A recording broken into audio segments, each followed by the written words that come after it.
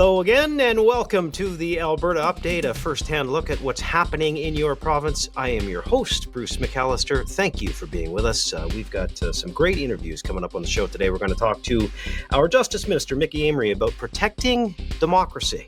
We'll also have our Energy and Minerals Minister, Brian Jean, pop by. We're going to talk about the federal election results and what that means for the energy sector potentially in Alberta. That and much more ahead.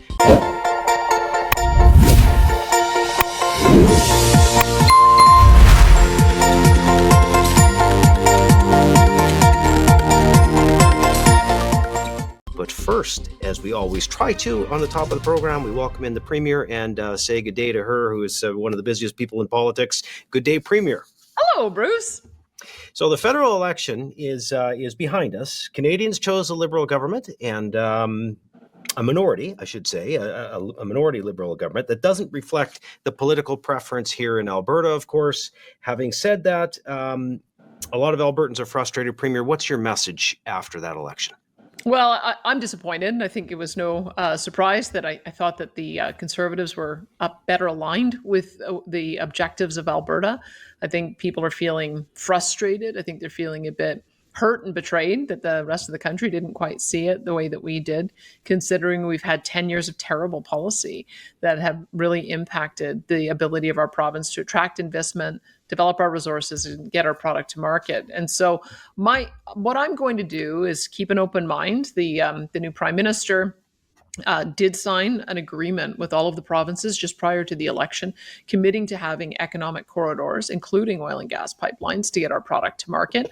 The problem is that he also said he was going to keep all those terrible pieces of legislation that would continue to dampen the investment climate. So I have 9 things that we believe need to be repealed or revised in order to reset the relationship with Alberta. And I look forward to having a conversation with him very soon so that we can see how far the new government is going to go to address those grievances. All right. Listen, I may ask you to touch on some of them. I know you've spoken about them many, many times, but let me do this in sort of a two-parter, if you'd indulge me. Calls for separation, they came out immediately from many Albertans that were unhappy with the election results. Others say, look, we don't want to separate from Canada. We just want to get a better deal from Ottawa. So how do we go about doing that? And so I guess the question becomes to you, do you have any indication that this government, this Prime Minister, will be any different than the last one? No, I don't know, frankly. I think that I have to do my part to try to see if there's some ability to address the issues that we put on the table. And I think that the immediate reaction that we're seeing from the public and some of the polls that we've seen in the past, particularly one done by Angus Reid, it shows that the frustration with the federal government is strong here, is strong in Saskatchewan, is strong in Quebec. And so it's not just Alberta that has grievances and wants the government, the federal government, to honor the Constitution and to treat us as we're meant to be. We're meant to be equal partners in Confederation. We're meant to have our own exclusive areas of jurisdiction. We're not junior partners in this agreement. And so if we can reset that relationship, then we might be able to address some of those grievances and bring the temperature down. But I fully understand how Albertans are feeling. It's the way Canadians felt. Canadians felt like they had a partner in the United States. And then when we saw that we didn't, because of the tariff war that began, people felt hurt and betrayed. Well, we thought we had a partnership with the rest of the country. And the fact that we haven't been able to develop our resources, we haven't been able to build pipelines to the East Coast in particular. We've seen $170 billion worth of investment that has been quashed. That is what has left Albertans feeling hurt and betrayed. And I think everybody had hoped that we'd be able to turn over a new leaf. We may yet, but at the moment, the initial reaction is the one of disappointment. Right. Well, let's hope that he addresses some of those. You mentioned there were 9 of them. That no more Pipelines Act, clean electricity regulations, the plastics ban, some of those, these are the things that Albertans are so frustrated with, saying, look, we're not asking for a special relationship, Premier. You've just been saying we just want a fair relationship to allow our entrepreneurs to prosper, to allow our province to move forward. Well, yeah, let me go through them just in case people think that we're, just piling on for the sake of piling on. These are all legitimate issues that are hampering our ability to create the investment climate that will allow us to be an energy superpower. So we want, number one, for us to see the Prime Minister live up to his promise to guarantee access for oil and gas pipelines and economic corridors. We need a repeal of Bill C-69. You can't have a process that goes on forever, takes 10 years and billions of dollars, and there's no end in sight. It's called the No More Pipelines Act for a reason. There's too many barriers to getting approvals. We want to see a lift on the tanker ban off the BC coast. You can't. What's the point in building a pipeline if you're not going to be allowed to load it on a ship to see it go overseas? We want them to eliminate the emissions cap. An emissions cap, especially with the aggressive targets they were talking about, is actually a production cap. And it's not just us saying that. There are multiple different independent organizations and analysts who have said that. We know that they need to scrap the clean electricity reg. Same thing. If you put unreasonable expectations about net zero power grids in place, you're just going to create uncertainty in the market, lack of investment, and unreliability in your power grid. We want to make sure that they're ending the prohibition on the use of plastics. They want to phase out single-use plastics, and which is absurd. We've got an investment in Dow Chemical that the federal governments are partners in creating net zero plastics, and yet they also have this declaration of plastics is toxic, which we've already won in court. Makes no sense. We need them to abandon the net zero car mandate. This is an issue that is of some urgency because in Alberta, we're supposed to be buying 20% of our cars are supposed to be net zero vehicles by January 1st. There just isn't the production capacity right now. It just means people are going to have to queue up in order to be able to buy cars. It makes no sense. We want to make sure that we retain the oversight on the industrial carbon tax. We've had carbon pricing since 2007. Our system's working well. The industry supports it. There's no reason for the federal governments to intervene. And we also need our companies to be able to celebrate the reductions that they're making in emissions. Right now, that's illegal. It's called greenwashing, and it's a criminal code violation. So all of these things, when we put them on the table, the federal conservative leader said, yeah, seems reasonable. And so that's what I'm moving forward with. Let's make some reasonable changes, reset the relationship, and then let's get on with having Alberta continue to be the powerhouse of the economy in Canada. Well, I'm glad we took the time to run through them, Premier, because they are, as you say, entirely reasonable. And the more we speak to it, the more Canadians, I think, are starting to understand the position that you are communicating. Your Justice Minister presented the bill this week that's being debated in the legislature, the Election Statutes Amendment Act. It's aimed at making sure that elections are fair and secure. Voting machines are taboo. Tabulators will be gone. It also changes the rules on recall and referendum. Can you explain to us why this bill was necessary? Well, there's a couple of things. I mean, we had heard from our consultation that the limitations on citizen action were just a little bit too high. You have to have a petition campaign started. And we saw as well, particularly with some of the recall campaigns that happened at the municipal level, the levels were so high as to be unachievable. So we had to make a bit of a change to that. Same thing when we were looking around the world about how other jurisdictions set their petitions for citizen initiative on referenda issues. If you look at California, this is not a right-wing bastion. It's actually quite a left-wing jurisdiction. They have more citizen-led propositions than virtually anyone. They do about 10 a year. And they have a rate that's no higher than 8% of people being able to sign on. We just trust people. We trust that if there's an issue that they care about and they have enough of their citizens who agree, put it to the people and let the people decide. Sometimes you get yes, sometimes you get no, but we felt it was important to make those changes. You were in Asia last week. One more question for you. Is there a business case for Alberta's oil and gas? You know, we have such a case for expanding our markets to Asia. I'm still, it's breathtaking actually, when you go and visit the region and you realize how close it is. So first of all, we've got direct flights from WestJet from between Tokyo and Calgary, and direct flights as well between Seoul and Calgary that allow you to get there in 9 hours. So that's one thing. So it makes the business and tourism traffic, it makes the case for that right away. But then on top of that, we also have the Port of Prince Rupert and the Port of Vancouver. And both of those ports can get to Asia faster than anywhere else in the world. You can get to both of those major centers within 8 to 15 days. The third thing is the Trans Mountain Pipeline. There are already 4 Korean refineries, as well as a Japanese refinery, that have received shipments of oil from Trans Mountain. And those that are purposed for heavy oil love it and want more of it. And again, that's an 8-day delivery. And then finally, with LNG Canada opening up, the Korean gas company and a Japanese gas company, Mitsubishi, own 15% stakes in that. And I can tell you, I think they wish they owned double that amount. So they can't wait to start the conversation about LNG Canada, LNG2, the second phase of that. And one of the things that I say puts us at such an advantage over the Americans is right now the Americans don't have that same kind of resource on their West Coast. They don't have pipelines going to their West Coast. So everything has to come from the Gulf Coast, go the long way around, and it takes 55 days. We have a real advantage if we could just get our act together and get moving on developing these corridors, building some more pipelines. We have the ability to sell to Asia anything they need, anything that can be transported by rail, by ship, by pipeline. We have the ability to do it, and I think we should seize that opportunity. Oh, Premier, such a case for our resources. Listen, best of luck in your communications with the new Prime Minister in the days and weeks ahead. Appreciate you joining us today.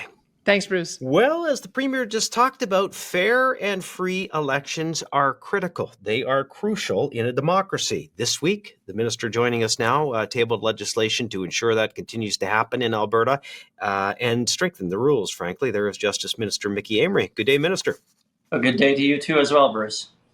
Well, the Premier touched on it, but I want to ask you a little bit more in depth about it. The proposed Election Statutes Amendment Act would make Alberta's elections and other democratic processes like recall, etc., more open, secure, and accessible. Can you tell us how this bill is going to strengthen Alberta elections? Absolutely. It's a very exciting bill. We introduced this bill to protect democracy, to deliver fair and open elections, and also to restore confidence in every single vote cast. Albertans expect free and fair elections, and that's what we're doing. That's what this government is doing in strengthening our election laws. We're reviewing and updating democratic process legislation, and that's part of my mandate. It's part of my mandate to ensure that elections across the province, whether they're provincial, municipal, or Senate, deliver the results that Albertans can trust. And so, Bruce, these changes will expand opportunities for Albertans to participate directly in democracy, including by improving our recall and our citizen initiative processes. Okay, tell us more about that. How will that work? Yeah, most certainly. Bill 54 does a number of things. It expands the use of special ballots to make it easier to vote. It expands the list of ways that people who are eligible can prove that they're eligible by providing their proof of address and satisfying Elections Alberta officials that they're eligible to vote.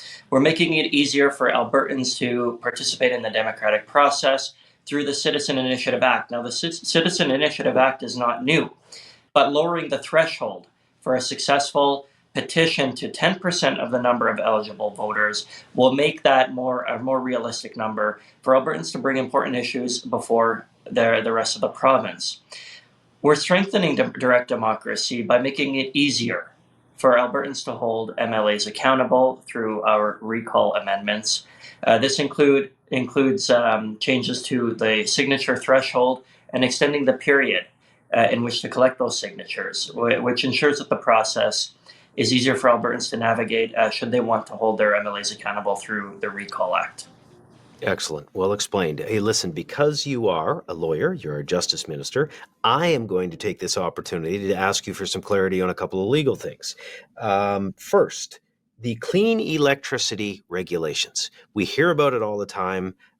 These regulations imposed on us from Ottawa, the Premier's always pushing back on them. You're trying to get the new Prime Minister to address it. But legally speaking, provincial jurisdiction, correct? Like Ottawa has no business with the CER?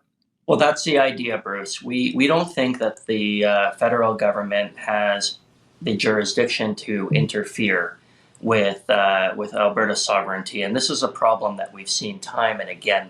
Bruce, the federal government has failed to respect Alberta's jurisdiction in many different ways, and that's why we've been so successful at the Supreme Court in various court challenges throughout the past couple of years. Now, last November, we introduced the Alberta Sovereignty Within a United Canada Act resolution in the legislature so that our province could take strong and decisive action against these destructive measures and these intrusions into provincial autonomy. Canada's constitution is incredibly clear. Provinces have the exclusive jurisdiction over the development, the conservation, and the management of sites for the generation and production of electrical energy. This is why we're referring the constitutionality of the federal government's clean energy regulations to the Court of Appeal for Alberta. We want a decision. We want the Alberta Court of Appeal to provide us with direction on the constitutionality of the CER regulations. We know that we don't think that they're constitutional. We think they're highly inappropriate and destructive to our province, and we want the Court of Appeal to weigh in on it. Excellent. One more question. That's the legal explanation. We need that, of course. But for people watching, and most Albertans, look, we just want to have affordable, reliable electricity, and this is going to impact our ability to have that. Can you explain, I guess, how that ties into the reason that we're fighting this? Well, look, Bruce, at the end of the day, this government works for Albertans, and we all live in this great province. We want to see it succeed. We want to see it thrive. The fact of the matter is that the cost would increase by $30 billion if these clean energy regulations were imposed. It would raise electricity prices by 35% for hardworking Albertans. Those are the families that we represent. Those are the families that we deal with every single day, Bruce, and we know that this is inherently wrong. For Alberta families, it means hundreds more on their electricity bill each year. For Alberta businesses, which are really the economic engine of our province, it would mean thousands of dollars in extra electricity costs. That's less money to pay their employees. That's less money to cover their expenses and to purchase or grow their business and purchase supplies. So this is a real problem for us, and we will not allow Ottawa to impede on something that we genuinely believe rests with the province. So the cost of unreliable grids is not something that we're willing to entertain. It's much more dangerous for our province. Albertans do not want to freeze in the dark and cause blackouts. We certainly won't let that happen. Well, precisely. It's one thing for a country in Europe to lose power now. Try doing it in Canada in the middle of winter. And Minister, we're glad you're there fighting for us. Thanks for the explanation. Thanks for your time today. Absolute pleasure, and thank you for having me. Here is our Justice Minister, Mickey Amory, on the Alberta Update today. Well, we want to take a moment and speak about the heartbreaking tragedy that occurred in Vancouver at the Lapu Lapu Festival. You have no doubt heard of it. It was meant to be a joyful celebration of the Filipino community, but it ended in sorrow. Well, on Monday, the member of the legislature, Jackie Lovely, she gave a very emotional member's statement on this senseless tragedy, and we wanted to share it with you. Mr. Speaker, I rise today to express my deepest sorrow and condemnation in response to the tragic events that took place at the Lapu Lapu Festival in Vancouver this past weekend. What should have been a joyful celebration of Filipino culture and heritage ended in the unthinkable act of violence that has left families shattered, communities grieving, and our nation in mourning. The Filipino-Canadian community is known across Alberta and Canada for its kindness, resilience, and remarkable contributions to our society. They are our neighbours, our colleagues, and our friends. In every corner of our province, the Filipino Canadians have helped build stronger, more vibrant communities through their hard work, generosity, and spirit of service. Here in Alberta, we are proud to be home of one of the largest and fastest growing communities in Canada. From Calgary to Edmonton, communities large and small across the province. Filipino Albertans strengthen our social fabric, enrich our culture, and contribute to every aspect of our society. In business, in healthcare, in education, and public service, their impact is profound and invaluable. What happened in Vancouver is incomprehensible. It is unthinkable that such violence could occur at an event meant to celebrate unity, culture, and community pride. Our hearts are heavy with sorrow for the victims, their loved ones, and all who were impacted by the senseless attack.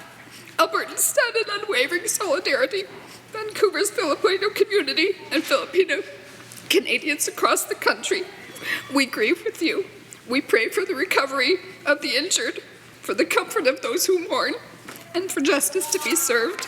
Mr. Speaker, on behalf of all members of this Assembly, I extend our deepest condolences to the family affected, our steadfast support to the Filipino community, May the victims be remembered, their survivors find healing, and may we all honor their memory by standing together in unity, peace, and strength.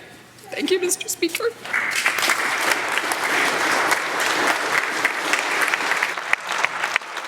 There is MLA Jackie Lovely again. What happened at the festival in Vancouver is truly incomprehensible to all of us. Albertans certainly heartbreaking by that devastating loss of life, and our hearts go out to all those that are hurting.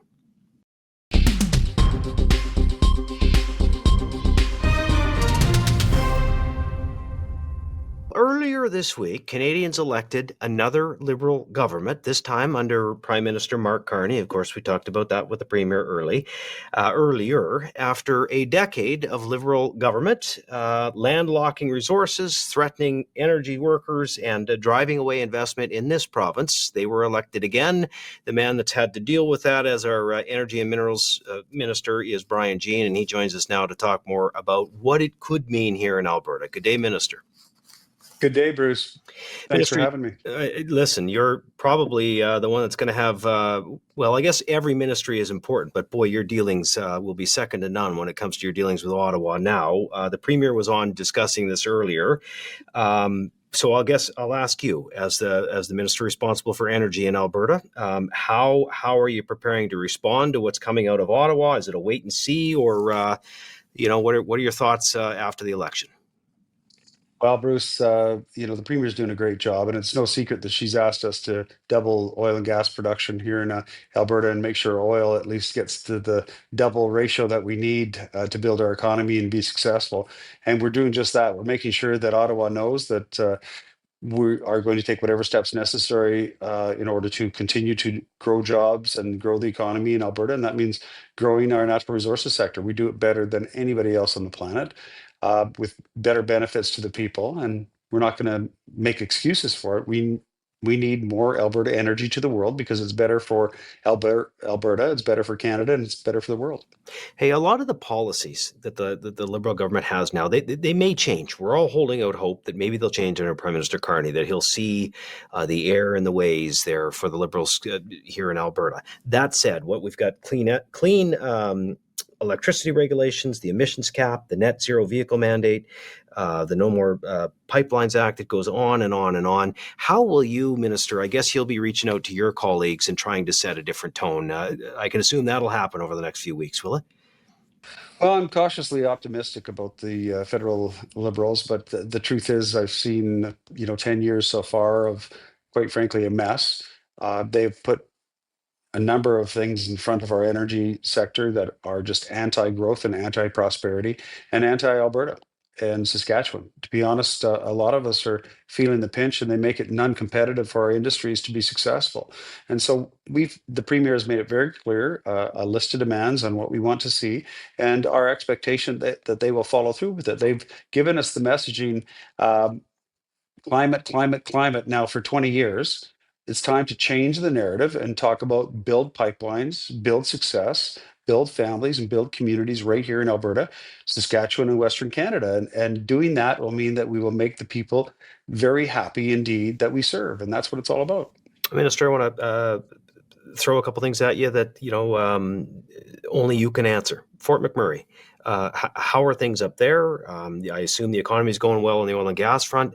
What is the general mood of your constituents, your friends, your neighbors after an election, and how are they viewing things? Well, it's no secret, Bruce, that rural Alberta generally is not doing as well as urban Alberta and other parts of Canada.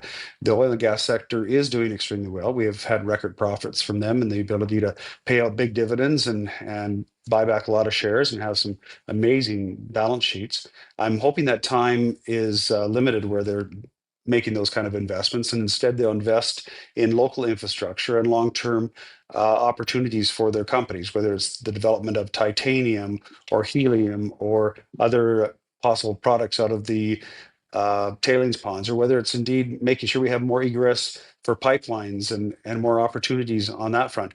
But all in all, what we need to do is make sure we build communities. And that means we have to focus away from temporary work camps that are facilities that frankly bring in people from other jurisdictions that don't pay taxes in Alberta. I call them free riders. And I think a lot of people in Alberta are getting sick of that, especially in Alberta, in the rural areas where, most of our growth and most of our economy is. We need to employ more Albertans. We need more people to move to Alberta and have a success here in Alberta. And we should be attracting those people because that's the long-term success of our province and our people.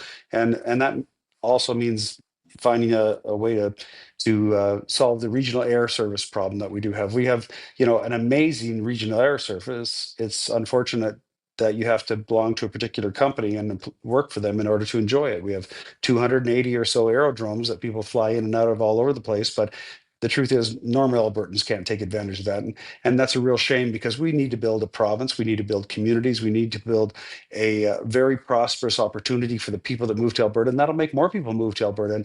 And you and I know, Bruce, that a ton of money goes to Eastern Canada for Eastern politicians to make priorities for Eastern people on their ability to stay where they are and to prosper. We don't like that. And so the $20 billion a year that Alberta's been dishing out to Ottawa that doesn't come back by way of services, it's frankly got to stop. And I'm so proud of our premier and her ability and her stand for the people of Alberta. And I think most Albertans are as well. Well, you bet. Well said. It's going to be an interesting few months for sure. Listen, maybe one more. In your travels, you've been around the country. You've been international traveling the last year or so, talking about our oil and gas industry, the need for it, the importance of it. You think people on a global stage are starting to get the sense of all we can offer here in Alberta? Because I know Canada, the Canadian federal government wasn't carrying that message for us, but you guys have started to. Is it having an impact internationally? You should have seen the big show in Texas, the greatest, I would say, oil show on the planet, Zero Week, and the premier was down there. We had a big front row sign for Alberta, bigger than it's ever been, bigger presence than it's ever been, meeting more important people than we ever have. And the premier was front and center doing the job that she does best, which is representing Alberta and fighting for Alberta. And I was proud. I think a lot of people now know, whether it's in Germany or the Netherlands or Korea or Japan, and I'm talking about my personal experience, all of these governments now know what Alberta can bring to the table, and they're excited to be part of it. I just had a call from another foreign country just yesterday saying to me, listen, we want X number of 100,000 barrels for our country, and we want you to give us a long-term contract on that. And we're hearing that more and more because of our, we're trying some different things out here that gives Alberta a better opportunity to prosper and gives us more ability to control our products and not to create destabilization in the economy. And we're doing just that with a program called BRIC and GRIC, and we're working with the industry to make sure that we can get as many barrels as we can off the coast of North America. And that will mean more profitability because of better margins for the stuff that stays here. Sounds like there is a business case, Minister. Who knew? You know what? I didn't want to say it, Bruce, because it just seems so obvious. But the truth is, you knew, I knew. Apparently, Justin Trudeau didn't. But there is a business case for what we've got here, for so much more titanium, helium.